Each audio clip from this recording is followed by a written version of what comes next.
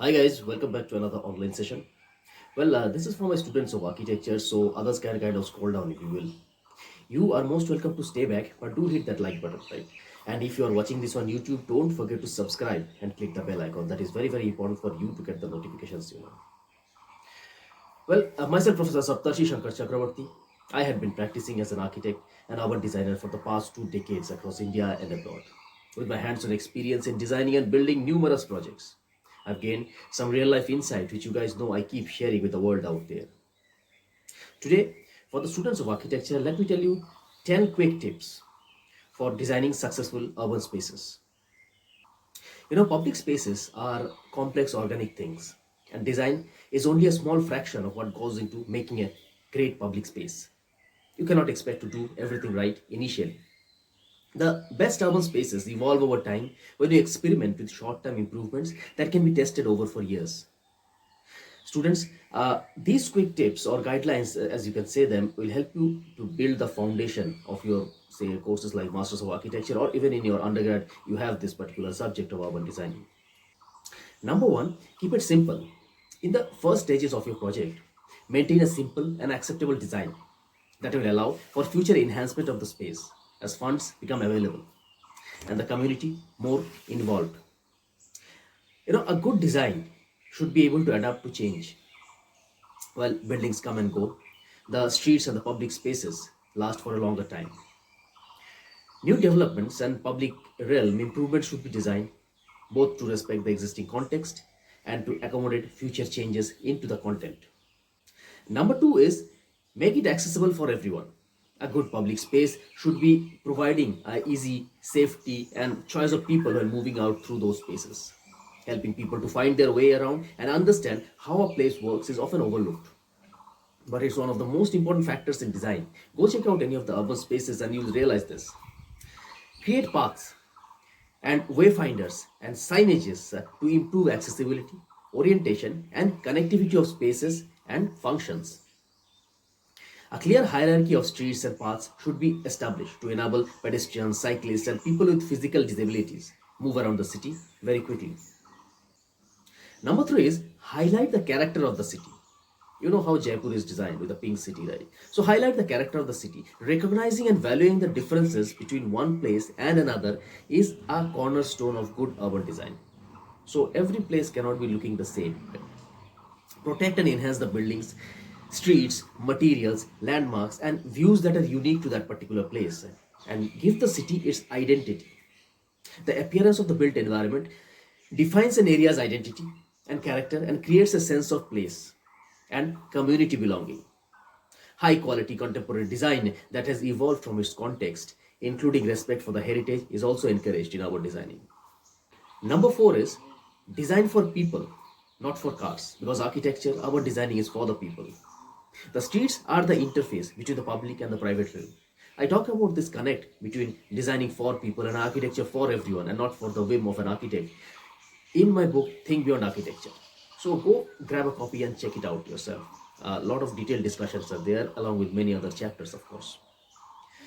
Coming back to this, street should be designed to accommodate all sorts of functions, not dominated by one use, as in our modern society by car. If you plan cities for cars and traffic, you get cars and traffics. And that is what has happened in our cities today. But if you try to incorporate the local car movement in streets with the priority to pedestrians and cyclists, you can get amazing results in terms of quality and safety. In parts of Singapore is a very best example. Go check out some case studies of Singapore as a smart city, what they have done.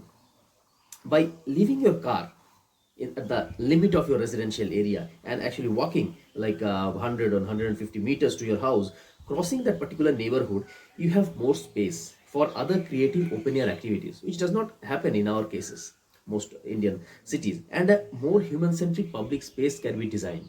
Number five is use all your senses. Sensory architecture, sensory our designing is important. The human movement is by nature limited horizontally with a speed of about say 5 kilometer, your normal walking speed. So our senses, our sense of taste, touch, tactile, and everything, actually oriented frontally. So what you can see, what you can feel is frontally oriented. Of course, you can feel other things, but it is primarily frontally oriented. And these senses of vision is undoubtedly developed horizontally over the evolution of certain period of time that we have seen, and we can really see what is in front and understand what our spatial existence is. The social vision field is around 100 meter. This is the distance in which you can recognize human faces, somebody coming from the other side, which is about 30 meters distance, which where you can distinguish more specific characters of that particular person, whether you know that person or not. And then the sense of smell works best in distances smaller than 2 to 3 meter. With a radius of 2 to 3 meter, you can actually get that smell and recognize those. While the sense of hearing has a wider functioning range at 35 meters, so you can hear like a distance of 35 meters.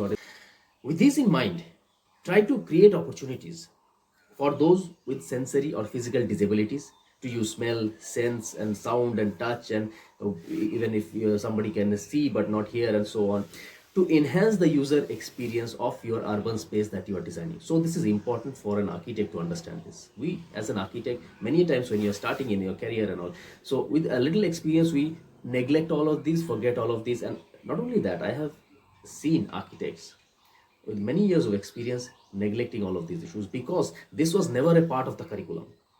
I am on a mission to change and put things in your architectural curriculum which will take you to the next level and make you future proof. I discuss this particular concept in detail in the Think Beyond Architecture, where I tell you about what are those aspects of architecture which has to be put in your curriculum which are not there, which will make you future proof. Grab a copy, check it out. Coming to number 6, parks and playgrounds are more important than what the developer thinks. The great public parks of the world, just like other great places in cities, are multi-use destinations. It's not just a place to just hang out. There are a lot of activities that can happen out there.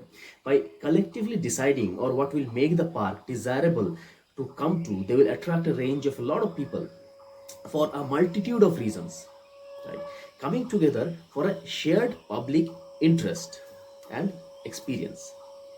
Parks are offering a range of recreational opportunities, extending from a place to sit in shade, through playgrounds, circuit plans, and in larger parks, there can be sports areas and other facilities like that for various. I mean, it's not just for children, for other adults and elderly as well. While new parks should ideally be no smaller than 0.5 hectare, note that out. This may vary in urban infill areas, where a minimum of 0.3 hectare generally is considered. The smallest visible size or a viable size because of your visible range is the foremost local information for recreational activities is 0.3 hectares. So that is important. Next is trust the experience. This is point number 7. So trust the experience. When people walk, they tend to prefer straight routes, diagonally straight routes from point A to point B. They tend to prefer straight routes. Why? Because they want to use a shortcut. That is a human psyche. The acceptable walking distance for most people is usually in daily circumstances is like 400 to 500 meters, which you can comfortably walk. For children, elderly, the physically disabled people, and this particular acceptable distance is a little shorter than that. Probably half of that I would recommend. These distances are affected by the length of the street and the quality of path, considering the sense of safety it offers as well as the diversity of stimuli it has to offer in that particular, the sensory experience to that particular path. Number 8 is choose the right material. Generally, the materials used in paving and surfacing in a public space should be defined by a simplicity of design and layouts as well as overall quality. There are also some criteria that you should take into consideration while choosing appropriate materials for your project. Sustainability is important. Make it more energy and resource and sufficient and lower the environmental impact and carbon footprint of that particular project the way you choose the materials. Use materials found in that particular locality that can be easily replaced wherever it is damaged. Cost is an important factor. Focus firstly on areas that are most significantly and attracting highest public usage. Make sure they are careful, detailed, and implemented to avoid extra construction and maintenance cost. Aesthetics: use simple, robust, and fit to purpose materials. Are multifunctional throughout the design. So there should be simple material, robust materials which are fit to purpose and multifunctional, and respecting the existing context and diversity of that particular area. The right material has three different qualities: the sustainability aspect, the cost aspect, and the aesthetic aspect. This is what I'm telling you. So number 9 is engaging the community. This is important and forgotten in most cases.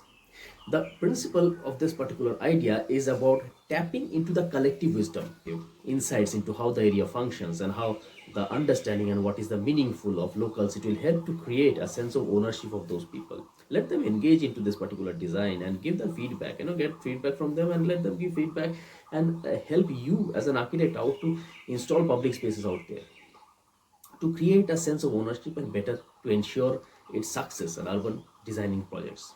And placemaking is important after this, which feel good to the people, to the city, will encourage them to use them, and when well used, they stand a better chance to sustain in a longer span of time. Number 10 is you are never finished. By nature, good urban spaces that respond to the needs, the opinions, and the ongoing changes of the community requires attention.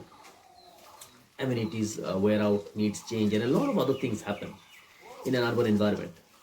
Being open to the need of the change and having the design flexibility to enact the change in which builds great public spaces and great cities and towns. Ask yourself, is my design future proof? If you need some guidelines, go check out the Think Beyond Architecture. I have outlined the entire set of activities and research materials and things that you are supposed to do, the steps and all, in designing such spaces. Let me know your views, your comments on this particular topic. Let's discuss and figure out something better for tomorrow. Write in that comment box below. I'll read them out and get back to you as soon as I can. Take care, bye.